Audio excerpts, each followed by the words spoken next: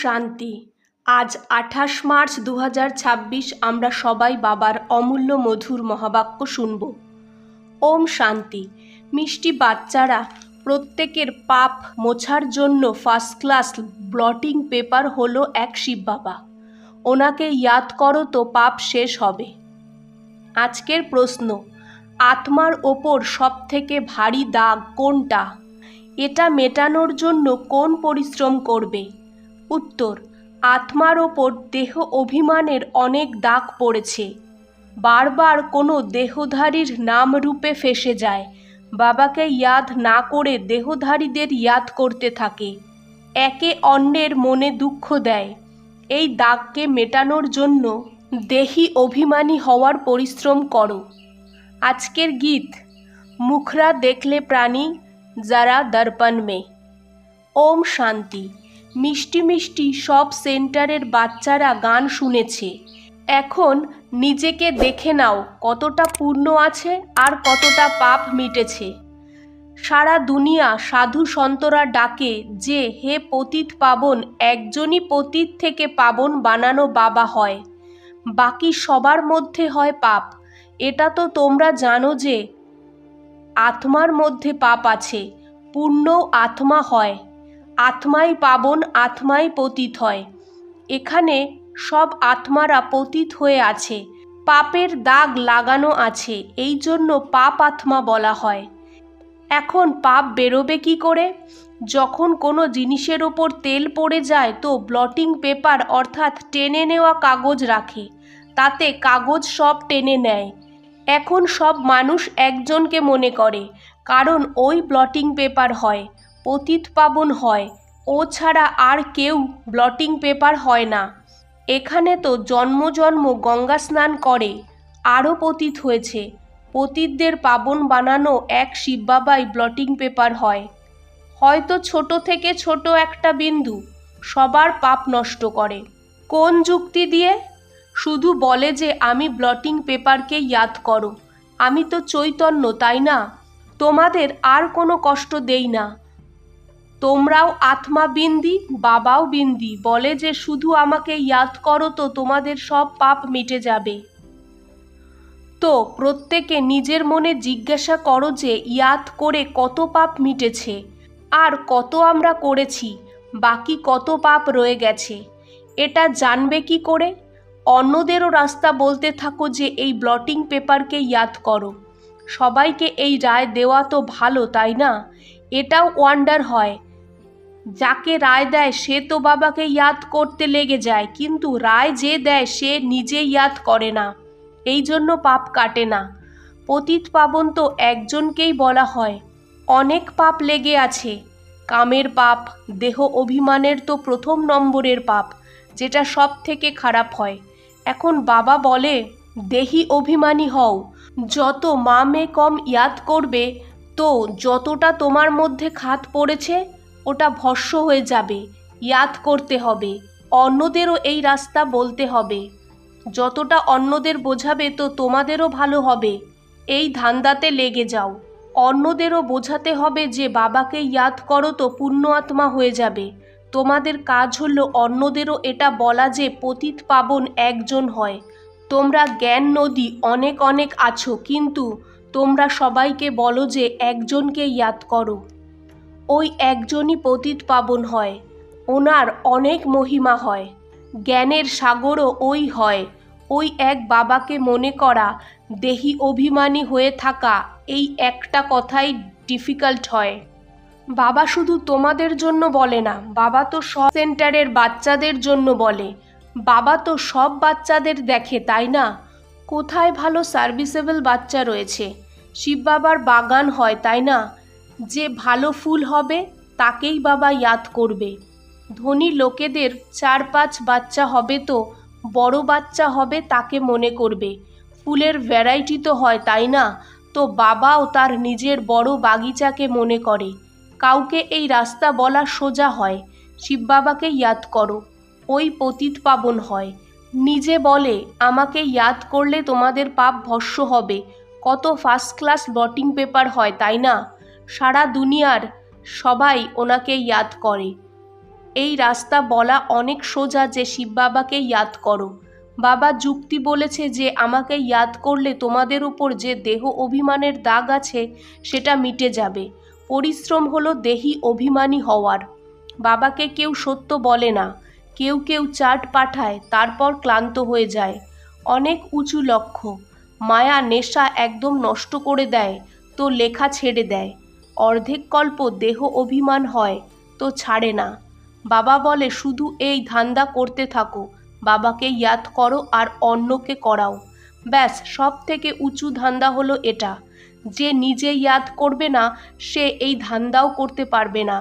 বাবার ইয়াদ এটা হলো যোগ অগ্নি, যাতে পাপ ভস্ম হবে। এই জন্য জিজ্ঞাসা করা হয় কতটা পাপ ভস্ম হয়েছে। যতটা বাবাকে ইয়াদ করবে তত খুশির পারা উপরে উঠতে থাকবে। এখন ঘরে ফিরে যেতে হবে।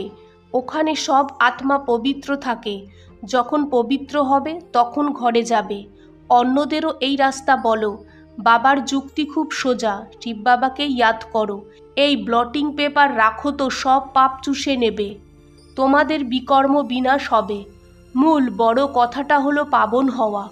মানুষ পতিত হয়েছে তখন তো ডাকে, হে পতিত পাবন এসো, এসে পাবন বানিয়ে সবাইকে সাথে নিয়ে যাও। বাবা যে ওষুধ দেয় এটা সবার জন্য। যাকে পাও তাকে এই ওষুধ দাও। তোমরা ফাদারের কাছে যেতে চাও কিন্তু আত্মা পতিত হওয়ার কারণে যেতে পারো না। পাবন হও, তারপর যেতে পারবে। হে আত্মারা, আমাকে ইয়াদ করো তো আমি নিয়ে যাব।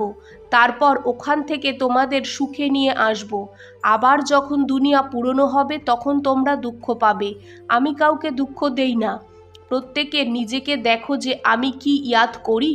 কত সোজা ওষুধ, এটা কোথাও লেখা নেই। কোনো সাধু সন্তও জানে না। এটা একদম নতুন কথা। পাপের খাতা কোনো শরীরে লেখা নেই। এ তো ছোট আত্মা বিন্দির মধ্যে সারা পার্ট ভরা আছে। আত্মা পতিত হবে তো জীবনের উপর প্রভাব পড়বে। আত্মা পাবন হবে তো শরীর পবিত্র পাবে। দুঃখী বা সুখী আত্মা হয়। শরীরের চোট লাগলে আত্মা দুঃখ ফিল করে। বলা হয় দুঃখী আত্মা, সুখী আত্মা।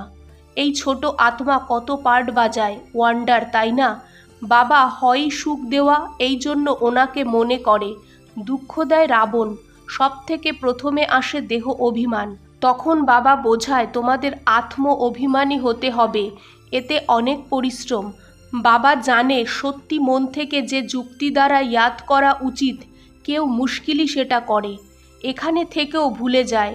যদি দেহি অভিমানী হতো তো কোনো পাপ করতো না।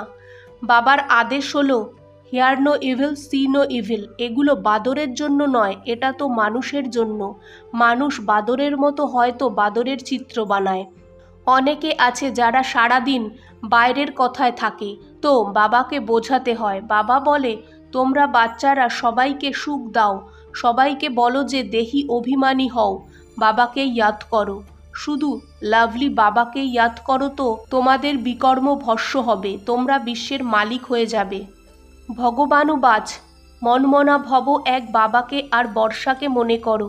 আর কিছু নিজেদের মধ্যে বলো না, শুধু বাবাকে ইয়াদ করো। অন্যদের কল্যাণ করো। বাচ্চাদের অবস্থা এমন করো যে কেউ দেখে তো বলে যে বাবার বাচ্চারা তো ব্লটিং পেপার। এখন এই অবস্থা নেই। চেহারা দেখেই বোঝা যায় যে এ তো বাবার ইয়াদে মস্ত আছে। আত্মা খুশি হবে তো শরীরও খুশি দেখাবে। একটাই কথা সবাইকে শোনাতে থাকো যে শিব বাবা বলে যে আমাকে ইয়াদ করো তো তোমাদের পাপ বিনাশ হবে। ওনারা তো লিখে দিয়েছে শ্রীকৃষ্ণ ভগবানুবাচ। শ্রীকৃষ্ণকে তো অনেকে মনে করে কিন্তু পাপ তো মেটেই না, আরও পতিত হয়ে গেছে। এটা জানেই না যে ইয়াদ কাকে করবে। পরমাত্মার রূপ কি? যদি সর্বব্যাপীও বলে তাও আত্মার রূপ স্টারের মতো, তো পরমাত্মাও স্টারের মতো। ছোট বিন্দু প্রবেশ করে। সব বিন্দিদের বলে বাচ্চারা মা মে কম ইয়াদ করো। অর্গ্যানস ছাড়া তো আত্মা আওয়াজও করতে পারে না। আত্মা আর পরমাত্মার রূপ তো একরকমই হয়, তাই না? পরমাত্মাকে কোনো বড় লিঙ্গ বা অন্য কিছু বলা যাবে না। বাবা বলে আমিও এমন বিন্দু, কিন্তু আমি পতিত পাবন হই, আর তোমরা সব আত্মারা হলে পতিত। কত সোজা কথা। এখন দেহি অভিমানী হয়ে আমাকে ইয়াদ করো। অন্যদের রাস্তা বলো। একে ইয়াদের যাত্রা বলা হয়। বাবা অবিনাশী ব্লটিং পেপার হয়। বাচ্চারা সব কথা ছেড়ে এক বাবার ইয়াদে থাকো, কখনো কাউকে দুঃখ দিও না। আচ্ছা, মিষ্টি মিষ্টি সিকিলাদে বাচ্চাদের প্রতি মাত পিতা বাপদাদার ইয়াদ প্যার আর গুড মর্নিং। আজকের ধারণা 1, কখনো কারো মনকে দুঃখ দিও না, সবাইকে সুখ দিতে হবে, এক বাবার ইয়াদে থাকবে আর সবাইকে মনে করাবে। 2, পাপের দাগ মেটানোর জন্য দেহি অভিমানী হয়ে অবিনাশী ব্লটিং পেপার বাবাকে ইয়াদ করতে হবে। এমন মিষ্টি অবস্থা বানাতে হবে যে সবার কল্যাণ হতে থাকে।